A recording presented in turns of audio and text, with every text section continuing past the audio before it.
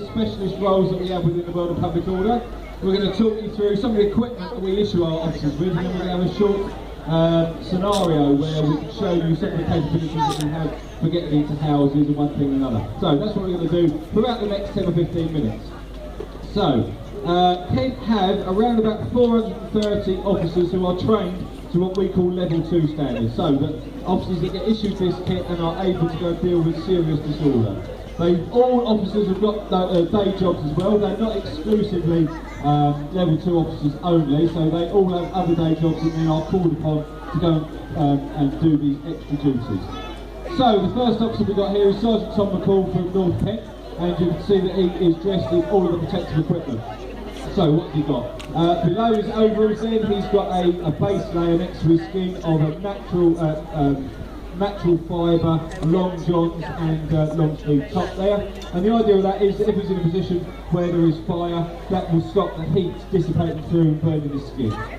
And then on top of his long johns and long sleeve top, he's got padding, so both on his legs, on his arms, on his torso and on his shoulders.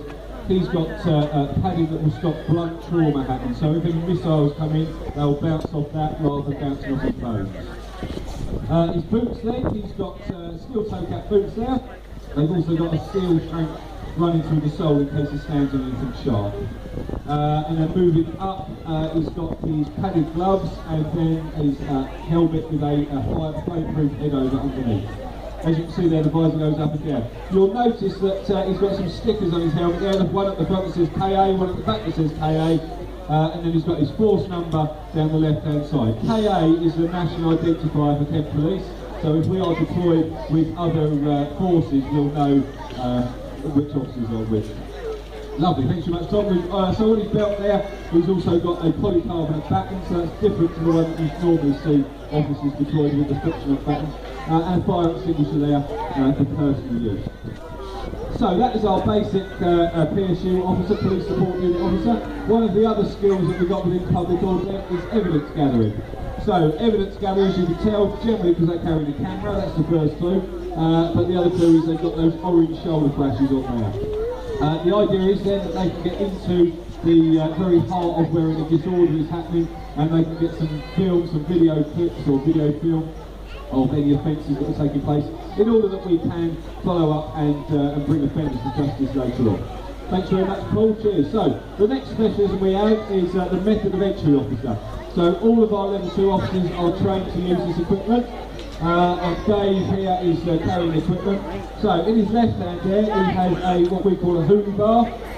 It's a bit of a play on words. The guy that invented this was a fire officer from New York, whose name was Halligan. So it started off as a Halligan bar, and you can imagine what it's into. So it's available in different lengths. This is the shortest length that comes in, and it's got various different attachments to smash windows, open doors, and perform all sorts of things, rescue type. So on his shoulder there, as you can see, he's got the enforcer, which you've probably all seen used on the TV at some point or another. That is a solid lump of metal with 2 handles on it. Weighs around about 16 kilos or 35 pounds, and if it's used properly, it can put around about 4 tons of pressure on the front door, so most front doors will be under that kind of pressure. Last but not by no means least, we have our medics. So we have medics that are able to come with us right into the heart of disorder, because obviously when we have to deploy them officers in this kind of equipment, it's because the threat is such that there is a danger of injury. So our operational support medics are able to support us, so if an officer gets injured, they can give them medical treatment, or if a member of the public gets injured, equally they can give them medical treatment. So they can get where perhaps ambulance crews and that are unable to, and we can then get people to safety and hand them over to ambulance crews after that. So that is some of the specialisms that we see within public order. Okay, so we mentioned earlier about the equipment protecting us, and we're going to give a demonstration now of how the overalls and the padding that we have equips us against fire. So we've got someone with a couple of petrol bombs here. They're going to put those petrol bombs down on the concrete here, and as you can see, Sergeant McCall has got no shield, just his overalls etc. to protect him. So as the petrol bombs fire, we see that his feet are on fire still. that is just the petrol burning, that's not his boots or the trousers burning.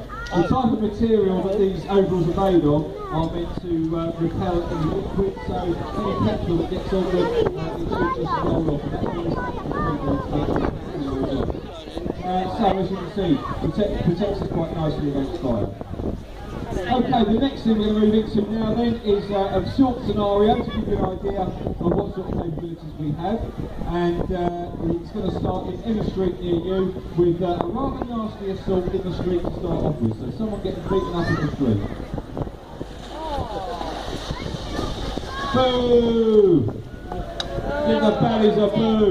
See that? Where's the police when you need them? Oh, they come.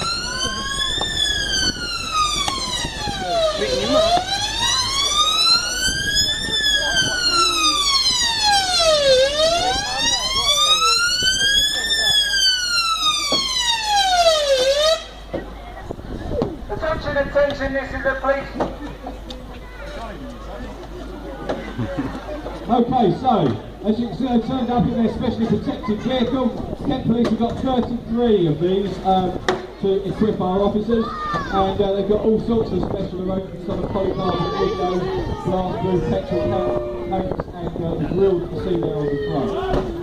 So, the officers then our priority now is to make sure that this person gets some first aid treatment. So the officers push in front of them so they can hit it.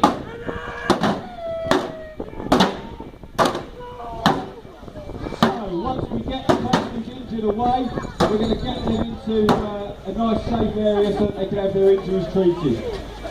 In the meantime then, the baddies move back into the house, and we've managed to get that person away. So once we've got that immediate first aid treatment rendered on that person, our next priority then is to get hold of the people that have done it, and that's the baddies that have gone into the house.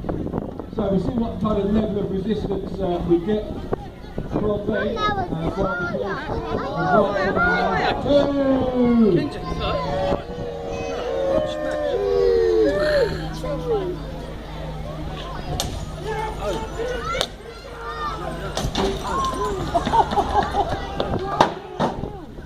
That's it. Good. So we can see that they went through quite a lot of petrol there, and the baddies have gone back into the house. So the next thing we've got to do then is decide how we're going to get them out. So what we're going to do now, we're going to take a very short break, and what we'll do is, in a moment, once we've swept up the glass from the area down here, we're going to move those barriers so that everything's up there on the grass bank can move down into this area.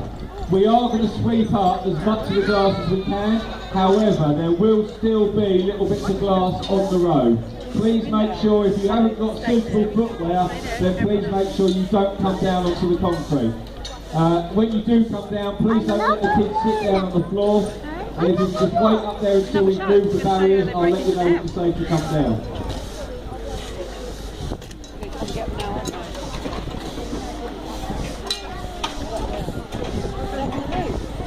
So you just wait up there in the bank for a moment, we'll indicate when it's safe for you to come down. What is he doing? You haven't seen them, they're not doing anything. Exactly. Sit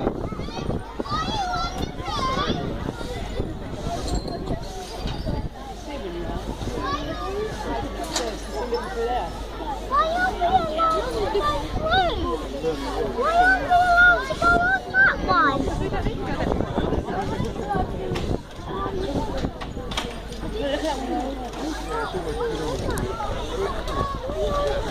Laying up there.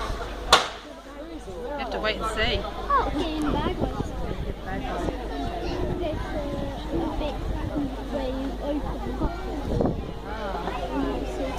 Look, Mum, the baddies will might kill us. They might have a fight.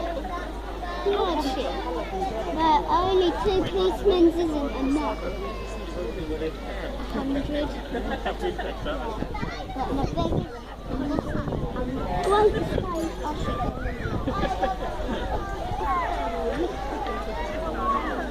You know if you got close. Well, I know who can beat who's one small person who can beat the big boss is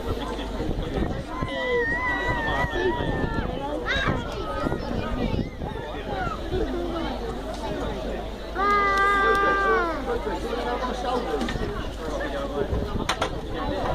Okay, ladies and gents, so clearly the baddies ran into the house. So we've had officers that have been keeping a watch on the house while we get all the equipment and decide exactly how it is we're going to get into the house. So the important thing is, as we can see, we've got a metal grill over the door there, so somehow we've got to get through that. And now we've got several points that we can enter through. So the front door will be one of those once we've got rid of that grill and then we put the door in. A downstairs window you can see there on the left, is an entry point, and then the first floor window as well. So whilst we just get the officers in place and they get their equipment ready, and we'll start to get in there. And speed is important, but control is much more important. So they come through with a hot cutter that is taken up on the close to the and that's just over 1,000 degrees. So as you can see, within a matter of seconds, they managed to burn through that metal. And then when the door opens, the gate opens, we've got obviously standing by with the door. All of that metal is going to be really going okay, so the same time we smash the door, we actually go through the upstairs window and smash the downstairs window as well. So the control is important when we get in there and make sure that everyone is safe, not just the officers, but the police that we go into, the people that we go into arrest as well. Really important that everyone stays as safe as we can. Yay, well done! Round of applause for the officer. A big boom for the baddies. Well done, ladies and gentlemen. So that concludes our display. We've got another one of three. Whilst you're in this area though, over at the post office there in those buildings, the crime scene investigators have got a problem, a crime to be solved, and the serious crime directorate just around the back of these buildings, they've got